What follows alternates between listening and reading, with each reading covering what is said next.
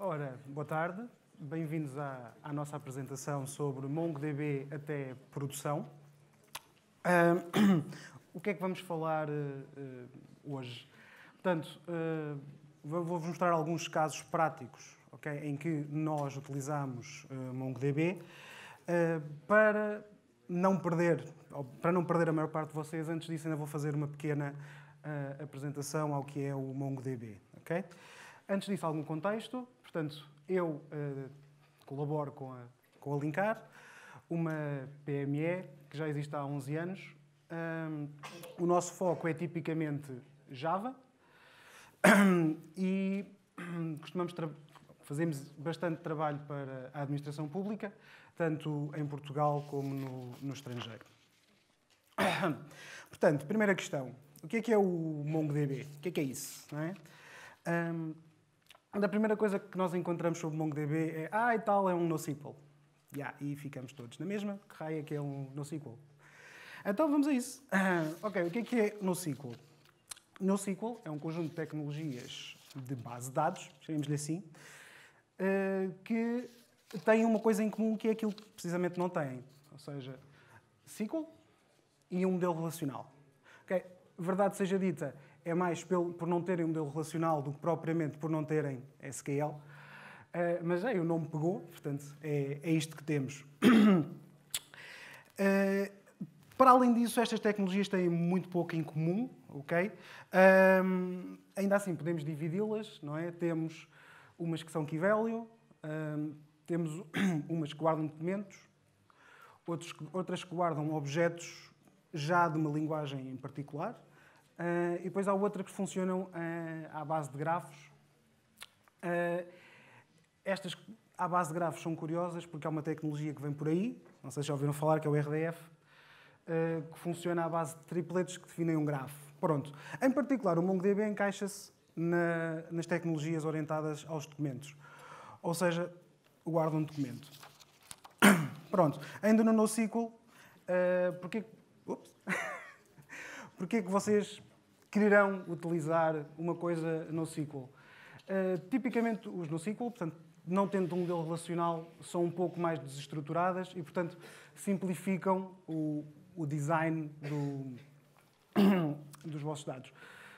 Para além disso, sendo que a estrutura é muito maleável, é mais fácil de fazer evoluir ou modificar, o que vocês quiserem. O NoSQL também, tipicamente, relaxa algumas restrições, em particular a consistência entre nodos, o que permite, para começar, simplificar a forma como escalamos horizontalmente a nossa base de dados e aumenta coisas simpáticas como availability, partition tolerance e a própria performance. Para além disso, iremos também ouvir falar em consistência eventual. Okay? O que é que isto quer dizer? Que as coisas eventualmente hão de bater certas entre os nós do cluster. É um dos paradigmas do NoSQL. Para que estarmos a chatear com a consistência absoluta, porque isso só empata e isto dá cabo da performance, assim, eventualmente as coisas vão estar certas, sendo que eventualmente, no máximo, serão alguns segundos. Okay? Pronto. Geralmente também, eu não pus ali para não dizerem que eu disse isto, muitas destas ferramentas são novas, serão open source, terão versões community, que são um bocadinho mais baratas, às vezes até são de borla. Pronto. Regra geral, as bases de dados NoSQL também têm um aumento de performance comparado com as bases de dados relacionais, mas obviamente dependendo de escolhermos o produto certo para o caso do uso certo. Okay? Pronto, avançando. Vamos lá ao MongoDB então. Agora é que vamos. Portanto, MongoDB, como eu já disse, a base de dados NoSQL, é orientada a documentos. Os documentos, no caso do Mongo, são objetos JSON. Okay? Presumo que toda a gente saiba o que é um JSON. Os documentos são guardados numas coisinhas chamadas collections, ou coleções, vamos para o português. Os documentos numa collection não têm que ter relação absolutamente nenhuma entre eles, ok? Um pode ter 3 campos, o outro pode ter 30, um pode ter 2 strings, o outro 3 números.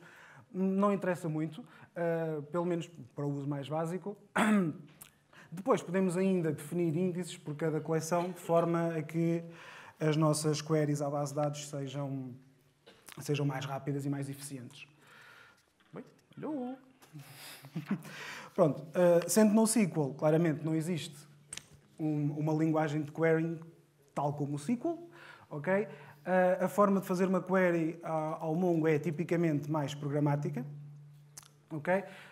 Chamamos um métodozinho na API, tipicamente fornecido pelo driver do MongoDB, e passamos um objeto JSON que em si mesmo vai servir como a query, ok? Depois podemos passar mais 2 ou 3 para fazer mais umas coisas, mas o básico é isso. O trabalho... Existe ainda uma driver do MongoDB, que tipicamente, como eu vos disse, é aquilo que nós pedimos para fazer trabalho por nós, que é uma gaja simpática e, para além de passar aquilo que nós queremos para a BD, ainda nos faz ali umas cenas fixes, como saber quais é que são os nós de um cluster, e vai para aqui, vai para lá. Portanto, nisso é porreiro, porque ela trata de algum do trabalho mais chato. Pronto. Como eu vos disse, algumas das garantias das bases de dados tradicionais são relaxadas. Neste caso, por exemplo, a transacionalidade é ao nível do documento. Okay? Se nós alterarmos 2 documentos, não há forma de nós garantirmos que eles chegaram aos 2. Bem, ok, se já tivermos inserido um e inserido o outro, chegaram os 2. Mas se acontecer alguma coisa no meio, não temos grande forma de saber, a não ser que nós tomemos conta disso na aplicação. Ainda assim, isto casa com o conceito de o Mongo, portanto, guardar documentos, sendo que os nossos documentos podem ser quão grandes nós precisarmos e, portanto, nós podemos organizar os nossos dados de forma a que uma unidade de transação se adequa a um documento. Podemos ainda controlar o nível de write concern, que é um conceito do MongoDB, que basicamente é uma forma de nós dizermos, quanto é que eu quero ter mesmo a certeza que isto foi gravado na BD? Relaxando este número, é um número que nós fornecemos à BD, nós podemos começar a empurrar para lá coisas e de forma cada vez mais rápida, sendo que cada vez temos menos feedback se entrou, se não entrou e como é que entrou. Bem, com esta brincadeira toda fica bastante rápido, ok, já ouvi fazer umas coisas catitas. E depois eu pus ali no fundo, para não dizer, borla, não é? É fixe. Borla é fixe. Penso que existe uma versão paga, mas todos os casos de uso que eu vou apresentar foram realizados com a versão free. Antes de passarmos aos casos de uso a sério, alguns casos de uso genéricos, ok? Só para dar alguma ideia de para que é que isto é mesmo fixe, ok? Ok, portanto, primeiro caso de uso. Temos uns dados que vêm de um sítio estranho e aquilo vem, nem sabemos como ainda, há de vir de uma maneira qualquer. E, portanto, a nossa estrutura não é bem conhecida até efetivamente nos chegarem as coisas. Outro caso de uso é que nós temos uma coleção de documentos e os nossos documentos variam de um para o outro. Um tem mais 3 propriedades, o outro tem outras 4. Se calhar até temos 2 que não têm nada a ver um com o outro. Tentássemos fazer isto com a base de dados relacional normal, tínhamos uma tabela com 300 campos, em que para cada linha só 10% é que estavam preenchidos. No MongoDB criamos um documento JSON, empurramos para lá para dentro e ele diz, está bem, fixe, gosto. O último caso é um em que até conhecemos a estrutura dos dados e está tudo muito bem definido, tudo fantástico, mas metade deles são opcionais. E, portanto, de novo, comparado com a base de dados relacional, tínhamos uma tabela que até estava bem definida e bem feitinha, mas metade das colunas iam estar sempre vazias porque os dados eram opcionais ou dependiam de outras colunas na mesma linha. Portanto, como eu disse, o MongoDB não quer saber, ok? Desde que possa ser JSON, ele papa aquilo tudo e diz, sim senhor, obrigado, ok? Um segundo caso de uso. Precisamos descrever para a BD à maluca, ok? Vamos escrever para rápido. Mas se formos a ver bem, os nossos dados nem são assim tão críticos, ok? Casos típicos, logging, ou mesmo dados de histórico, dados de acesso, se são críticos ou não, já depende um pouco do cliente e do negócio que estiverem a falar. Mas uma coisa que queremos que escreva depressa, que não prenda a aplicação para estar a fazer aquilo. Portanto, temos a Mongo, baixamos o Right Concern, podemos reduzir para níveis idiotas, okay? O nível mais baixo de Right Concern no Mongo nem sequer quer saber se aquilo se tem rede, se não. É tipo, foi. Há de ter chegado, ou não, talvez, não sei. E, portanto, este é um caso engraçado. Okay? Eu só tenho estes dois. Naturalmente, haverão mais. Mas vamos aos casos práticos, que têm um bocadinho mais graça, não é? Enfim. Portanto, eu trago-vos 4 projetos. Espero ter tempo para os apresentar a todos, antes do moderador me começar a dar na cabeça. Portanto, vamos lá. Okay? O primeiro é o simulador do Iru. Não sei se sabem o que é o Iru. E também não vão ficar a saber pelos acetatos, porque ficou comido. Portanto, o IRU é o Instituto da Habitação e da Reabilitação Urbana, IP. Portanto, eles precisavam de um simulador onde um cidadão, okay, pudesse ir e dizer: eu quero reabilitar este prédio que eu tenho aqui, e quanto é que vocês me vão subsidiar? Okay?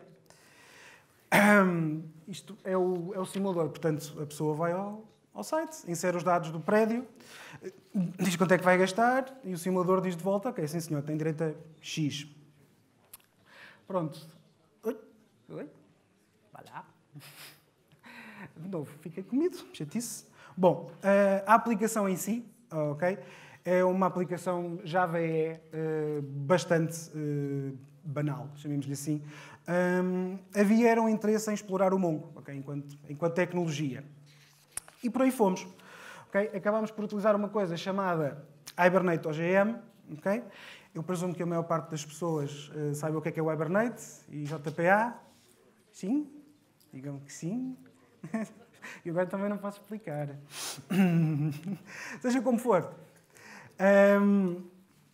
Dentro do standard, chamemos assim, dentro da API, que é o JPA, o Hibernate OGM apresenta-se como mais um provider e, portanto, nós podemos continuar mais ou menos a fazer o código que faríamos com o JPA sobre uma base de dados MySQL,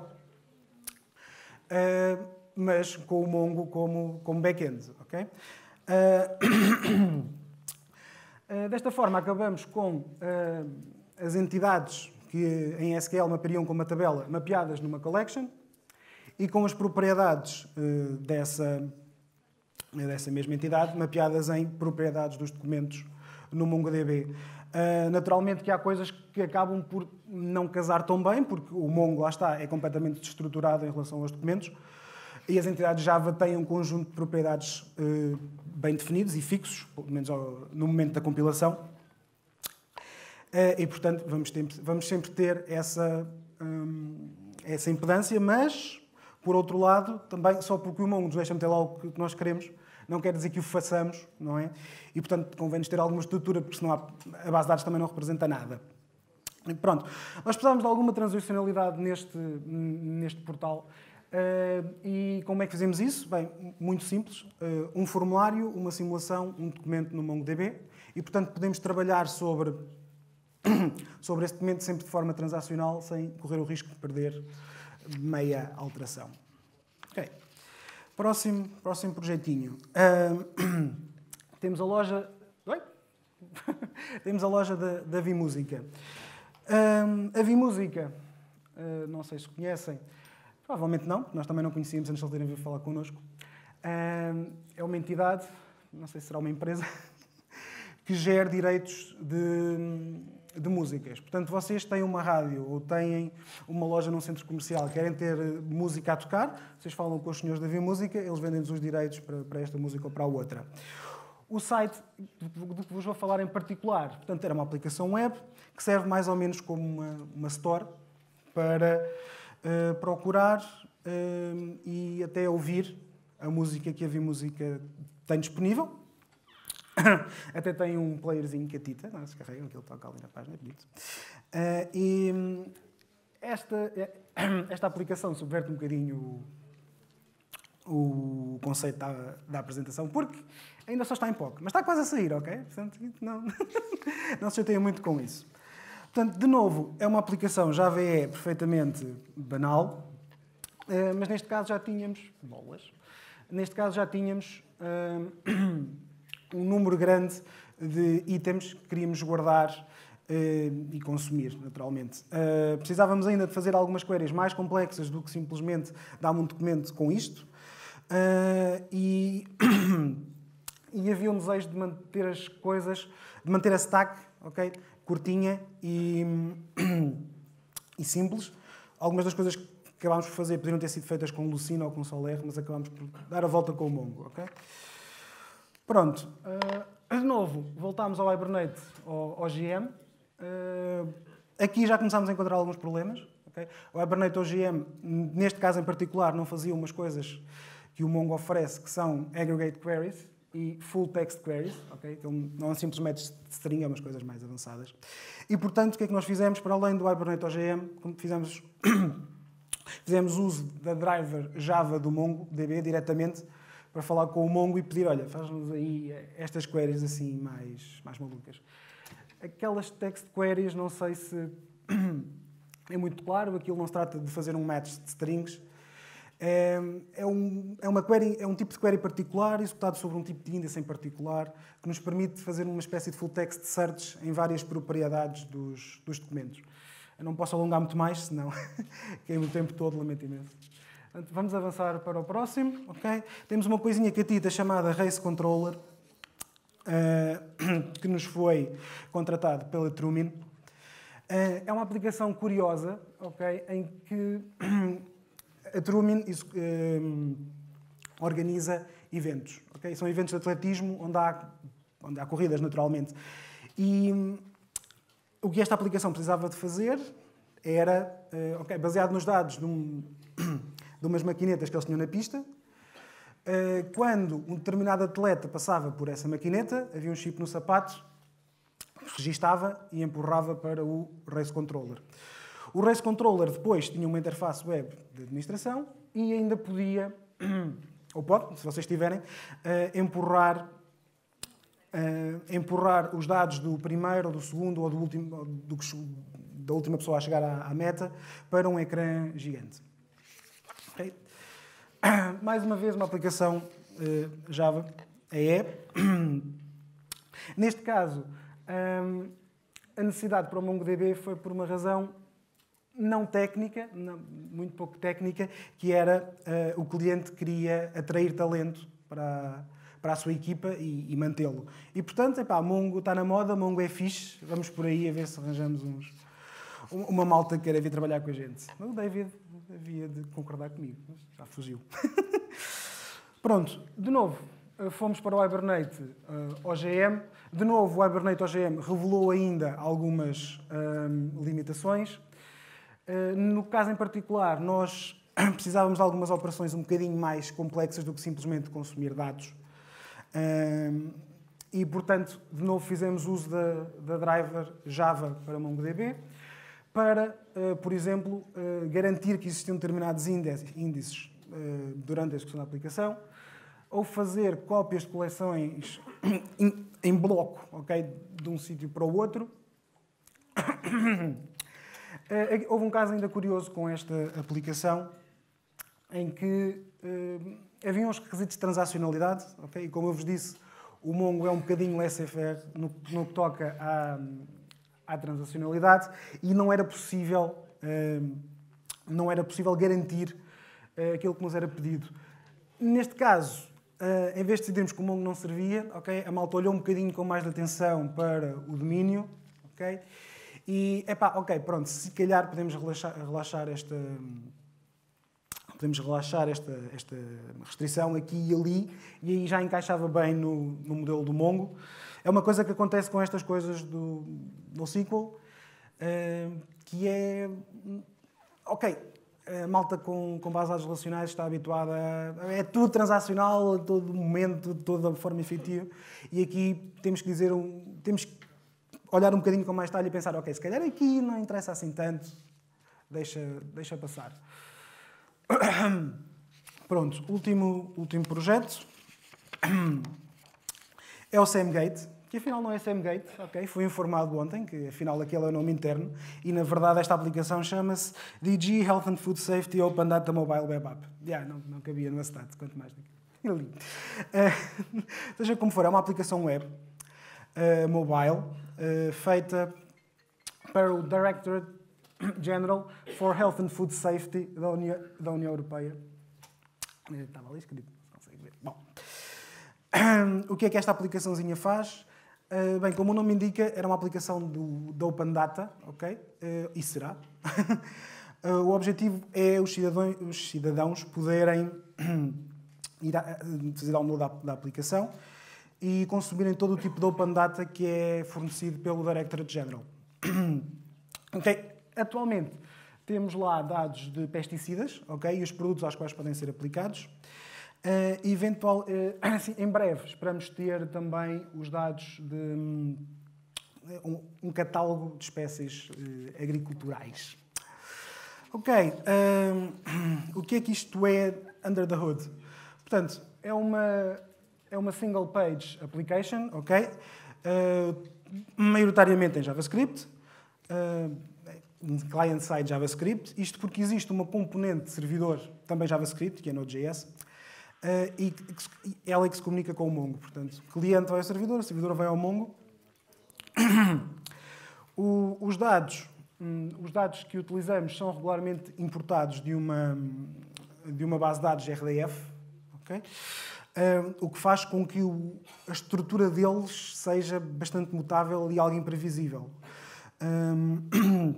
Existem vários datasets para serem importados e a determinado ponto até decidimos que os logs da aplicação deviam ir parar ao MongoDB. Pronto. O que é que utilizámos como solução? O MongoDB, lá está, foi utilizado para compensar a tal desestruturação e até imprevisibilidade dos dados. Curioso que até um determinado ponto tínhamos todos os dados, todos os tipos de dados na mesma collection. Toma lá. O MongoDB não quis saber. Nós é que começámos a querer saber porque a página tantas era uma sopa e, pois, agora para onde é que nos viramos? Antes separámos um bocadinho a coisa, mas o MongoDB era igual. E respondia na mesma com grande performance. Pronto. Uma vantagem neste ambiente em particular é que, como o MongoDB utiliza JSON tanto para as queries como para os dados, a coisa casou, foi uma beleza com o Node.js e o JavaScript em client-side. Portanto, se tiverem uma coisa feita numa stack parecida, talvez a mini stack, o MongoDB casa muito bem. Quando chegamos ao logging, baixamos a write concern para níveis idiotas, ao ponto em que ter logging ou não ter era um impacto perfeitamente negligível na performance, e isto numa aplicação que basicamente não fazia nada exceto responder com uma página estática. Portanto, escrever com baixa write concern é de borla. Ainda assim, um número curioso, fizemos uma query de agregação a determinada altura sobre 100 mil itens. Não é muito, mas por outro lado nós nem sequer tínhamos a coleção indexada. E dizemos ao Mongo, olha, toma lá, faz aqui umas contas com isto. E ele dava a responder abaixo de um segundo, ao ponto em que o ser humano já não reparava. Portanto, sim, a performance é muito catita. Bem, eu estou quase no limite do meu tempo. Tinha um espacinho para questões, se o moderador achar bem, e se alguém quiser fazer alguma, estejam à vontade. O tema é se alguém tem coragem de levantar o braço. Eu não mordo. Sou rechonchudinho, mas não mordo. Afinal, temos uma questão. Uma questão. Os projetos que mostrou foram valores? Ui. Eu sou um mero developer, não é? Acho que só ali o Mário da Javali é que está disponível para falar. Não, mas eu tenho o chefe lá fora, se quiser eu vou chamá-lo e ele diz. não tenho os valores em mente, infelizmente. Posso dizer que, pelo menos naquele último que eu mostrei, o valor não interessa muito porque o trabalho é feito à base de work packages. Portanto, nesse nem sequer fazia muito sentido. Os outros não sei, lamento imenso. Força. Mais uma questão. Era só para perguntar tipicamente o tipo ou a quantidade de recursos que usas nestas bases de dados. Por exemplo, no último que mostraste, ou seja, o cluster de Mongo, Não era um cluster de Mongo sequer, era a nossa máquina, era uma máquina de desenvolvimento. A única coisa... um servidor ou coisa que você faz. Nem isso. Era uma máquina de um developer. A única coisa que tinha... Como? Sim. Não. Era um portátil. A única coisa que tinha especial era um SSD. Okay? Mas isso também, se vamos ter uma base de dados, mas vai ter um SSD de qualquer maneira, porque... Ui!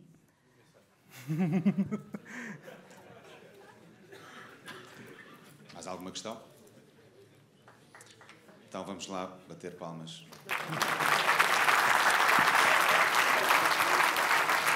Bruno, muito obrigado.